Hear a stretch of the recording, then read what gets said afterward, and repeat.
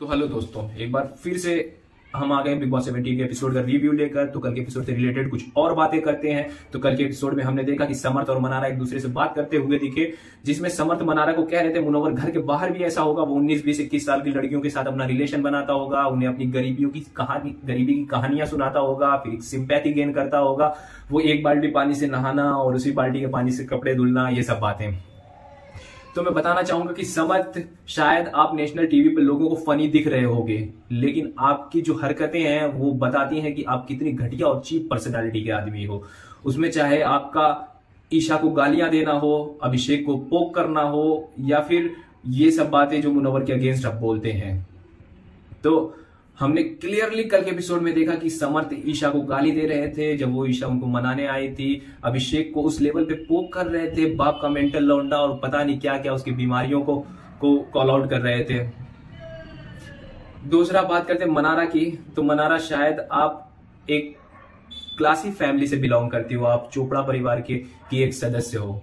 तो अगर आप अपनी फैमिली का वो क्लास नहीं दिखा सकते तो कम से कम अपने क्लासलेस कैरेक्टर को मत दिखाइए। आपका एक ही मुद्दा है गेम में, वो है मुनव्वर।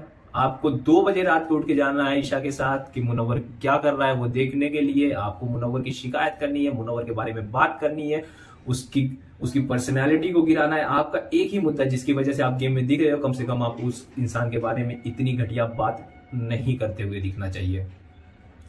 तो दूसरा बात करते हैं मुनव्वर की। तो मुनव्वर को भी एक आध बार सलमान खान ने ये रिव्यू में बोला था कि आप ये गरीबी की कहानियां सुनाना बंद करो। तो मैं उस बात में कहना चाहूंगा, एक लड़का जो 5वीं क्लास का पढ़ा हुआ, 5वीं क्लास पास आउट है, उसके बाद उसकी जिंदगी में इतने स्ट्रगल रहे हैं और वो स्ट्रगल करते करते इस लेवल पे पहुंचा है, और वो गेम में भी इतना अच्छा कर रहा है कि वो सबकी गली की हड्डी बना हुआ है, ना निगला जा रहा है, ना उसको उगला जा रहा है।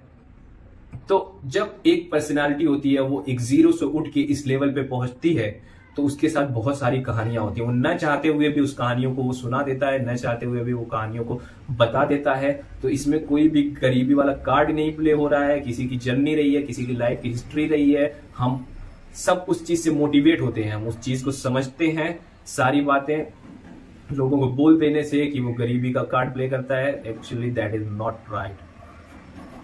थैंक यू फॉर टुडे, फिर मिलेंगे